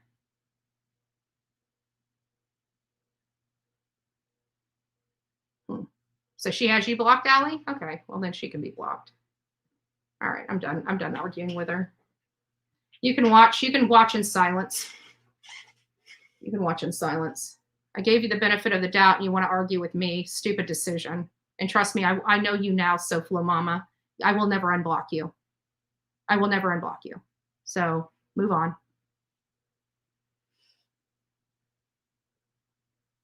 So we did find out from, and I don't know if we knew that whenever we learned of the demolition of this house, we knew it was coming. We thought that the prior owner would do it, but the prior owner, it sounds like, didn't want to make the decision, or knew that that house was so far gone from being able to be, financial for him, that he would prefer taking the donation, the credit from the donation, as opposed to,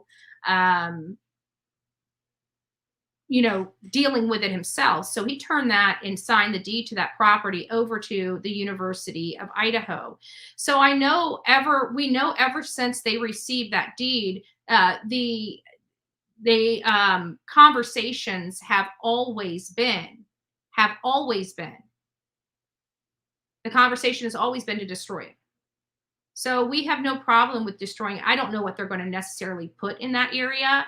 It seems like the only thing that could really go there is another home, or I don't know, maybe a library, maybe an art studio, maybe something that can be utilized by maybe a vegetable garden, something that can grow, that some of the kids can have, go pick some. I don't know. I don't know. I don't know what could possibly go there other than another house, because the property is weird. You got the driveway in the front, and then it goes up at an angle toward the back. It's a weird lot, like the design, just the actual ground of the lot is a little odd. So I don't know what they're going to do. I just know that the prosecution and the defense don't want this house up. And I don't understand why. Why are they making this decision? Like, this is the biggest piece of evidence they have. And they're like, well, it's not the same condition. It's not structurally the same. We moved this out. Every house that has a criminal investigation has stuff cut out of the walls. That doesn't stop people from going in and previewing it. And the families, all four families, are saying this feels too soon. This feels too soon. We're through pre-trial. We don't know what's going to happen. We don't know what kind of evidence they have. You know why? Because they blocked the entire world out of this entire case. So they're wanting us to trust and believe them that they got the right guy, that they've got all the evidence that they need, and that the jury will not need to see this home. I'm sorry. I just don't have the trust for Latah County, their prosecutor, the defense attorney, or this damn judge, for them to be making that decision for such an important thing. Once this trial's over and they don't want to see it, no harm, no foul. If the jury does not want to see this house and it's standing up, no harm, no foul. But what if it's destroyed and they do? You can't re-erect that home. Once it's down, it's gone. It's gone forever. And if law enforcement made a mistake, which I've never seen a prosecution, a defense, and a judge trying to keep everything so hush-hush in a case in my life. It gives me a very uncomfortable feeling that they're trying to hide something from the public. I'm sorry. Let me say it. Let me talk about the elephant in the room. We all think it. There's a reason why they're being so secretive about everything. It makes you feel like a lot of shit went wrong. Let's be honest. That's my biggest concern. That's my biggest concern. As you know, they're getting the transcripts. I've been getting mixed information through news reporting on the stay. So I thought I'd break it down for you. I'm not going to pull it up. But the way the stay works is it wasn't a full stay. You know, she did get a win in, what does it say? Crime scene is evidence. Demolition should be held until after trial. I think we all agree. So actually, before I move on to this, I just want to, let me pull this up. Let me pull up my channel real quick. I want to show you guys where this email is. We got 333 people in chat. So if you guys would like to be a part of the mail campaign, you are more than welcome to do so. You can write your own letter if you so choose. I want whatever letter goes to them to be a place of love. I don't want condemnation. I don't want pointing the fingers. I don't want a blame game. I want an understanding. We understand what you're going through. However, this is not the right thing to do. And so here is the letter that I have created for the channel, for the people that are strapped for time, and have no ability to sit down and write. You can go here, pull this picture up, print the picture off, and stick it in an envelope and mail it to the school. And it basically says, it has at the top of it, let me see if I pull this up here. At the top of it, it has their address right there.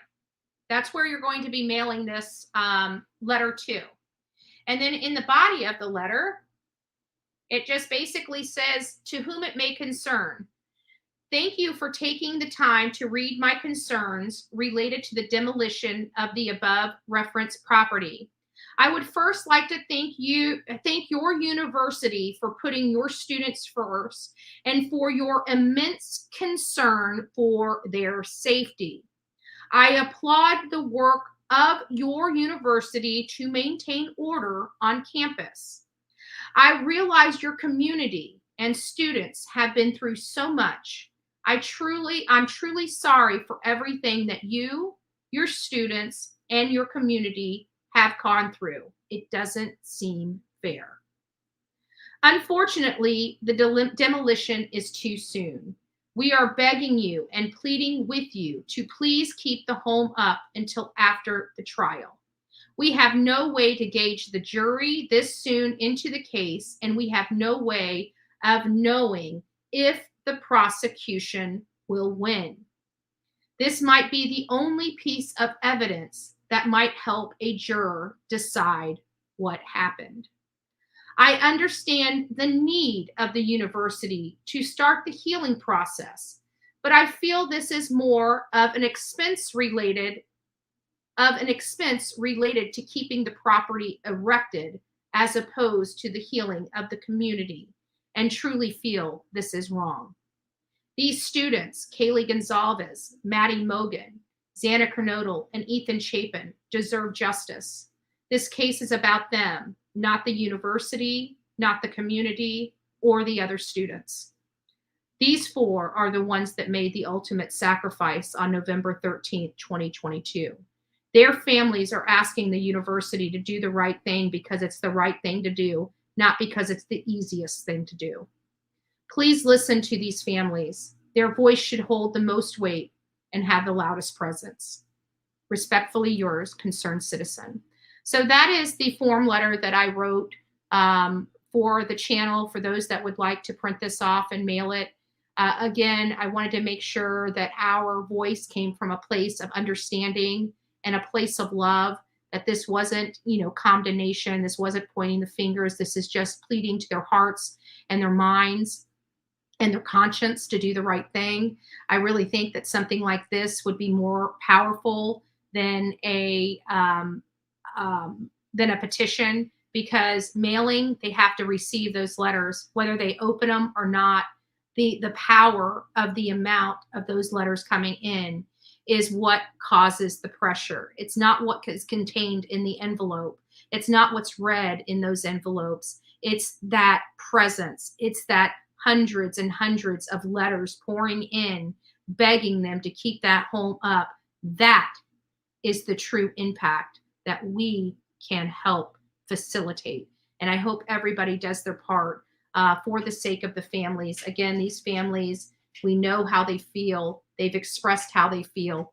all of them. And they want help, and they want this house to stand until after the trial. And if we can help them with that, if this is their request, it seems reasonable. We just want to help push it over the finish line. If you're willing to help, please consider mailing one piece of paper. It's one piece of paper, one envelope, and one stamp. Hopefully everybody can do their part in helping these families. Oh, thank you, sweetie pie. God bless you. God bless you. Nani, that house is evidence and needs to be left standing for the jurors to be able to walk through and get a feel for the way the house sounds.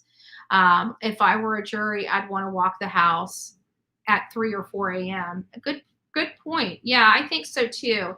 And I think it was Dumpling that was on here yesterday that indicated that, she would like to know, how long it takes to get up and down the stairs. And I'm thinking, brilliant. I never even thought about that. I'm right with you, Nani. Like, I would want to hear about the acoustics. Like, what can you really hear in that house? Can you hear people walking upstairs when you're on that very bottom floor?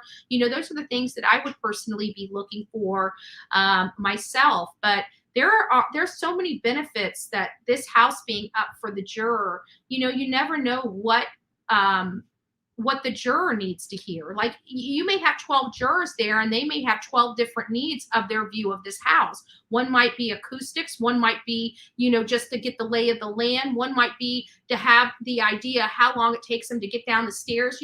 There are 12 people, and most likely 18, because usually, this is going to be a long trial. So I anticipate them having many alternates, because the longer trials go on, the more the need for the alternates will be. So you've got all these, but every one of them are going to have their own need in reviewing that home. They're not going to all be the same. Will some of them have the same needs? Of course, I'm sure that they will. But the needs of each person will be different, either boldly different or just, very sparingly different, but they're going to be different in their needs. And I just think that it's premature to knock down this house. I know it just seems like they're trying to get through this so fast. They're making critical mistakes. We watched it in the investigation. We're watching it in this trial. And now we're watching it with the handling of this home. And these people are making terrible decisions, in my opinion. And we can't stop them. All we can do is hopefully, get in there and sway them. We're trying to sway them off of this. We don't want them doing this. We don't want them destroying this house. We want to sway their position to keep it erect until the trial. Once the trial's over, we all should go out there and help them heal. We should all go out there and help them bring that house down. We should all go out there and plant a tree for Maddie, Kaylee, Xana, or Ethan. We should all be doing our part in looking at what we're going to be doing after this case to honor these students, because their legacy needs to live on long after this case ends. Anyways, guys, I want to tell you all, I hope you enjoyed the commentary. Again, I am Bullhorn Betty. This is the Bullhorn Betty channel. We talk about what you need to hear, not what you want to hear. I'm a very blunt, abrasive person, and sometimes things just get under my skin, like with SoFlo Mama and listening to her yet again. I'm over it. If you don't like this channel and you don't like my commentary, you know what? Find another channel. I don't need your click. I don't need your view. I want to earn it, but I want you guys here to learn. I don't want you here to be insulting my group, insulting me. There's no need for it. If you don't like the commentary, go to a place where you enjoy the commentary, because I enjoy being here, and I enjoy being here with people that enjoy being here with me. So I really hope that many people here on YouTube realize you don't have to look or watch what you don't like. But what you don't get to do is try to change me. I will never change. And if you want me to be so bold and brazen, you're not going to like it. Nobody will like it. I can promise that. But I will start putting my thumbnails on shirts. I will start marketing. There is so much I could be doing right now if I so chose to do, just to make the haters hate. I choose not to, out of dignity and respect for these families and the cases that I cover. But do not think if I ever want to do what I want to do, I will do it. And I will do it without permission. and I will stand here on my hill by myself if I so have to. Believe me. So just, if you don't like the commentary, just move on. That's all I'm asking. Be an adult and move on. Anyways, guys, you guys have a great day. God bless each and every one of you. We are going to come back. We're going to be back here tomorrow morning, 6:30 to 8:30, to discuss. I think depending on what transpires the rest of the day, we may focus just on the letter and bringing in the support for the letter. But make sure while you guys are out there in the true crime community, when you're on, like, say, T-Reb's platform, Sleuthy's platform, when you're on these other platforms that cover true crime, harsh reality, let them know that we are doing a campaign. The family wants help. We're trying to help. This is the most impactful, the most heartfelt, impactful way I can come up with to make a difference.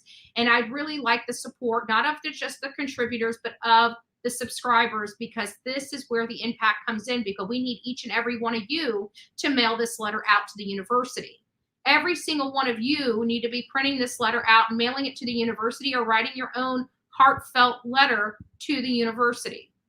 But we need your help. It's all hands on deck. So depending on how the news cycle goes the rest of the day will depend on what we're going to be discussing tomorrow morning. And hopefully tomorrow morning we'll be able to designate some time just to campaign for this mail campaign. Okay? So guys, have a great day. We will turn the phones on or bring people on panel tomorrow. Again, depending on what our news cycle will be this afternoon. So I will talk to you guys soon. God bless each and every one of you. And until next time, please be safe and kind to one another. God bless you. Good day.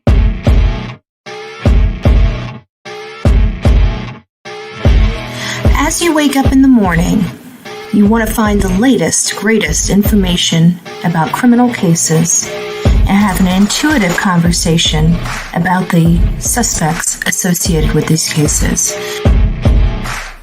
Head over to the Bullhorn Betty channel on YouTube.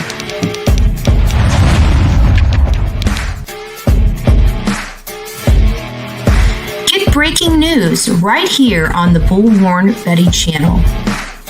Welcome to the Bullhorn Betty Coffee Club. Enjoy your stay and enjoy your day.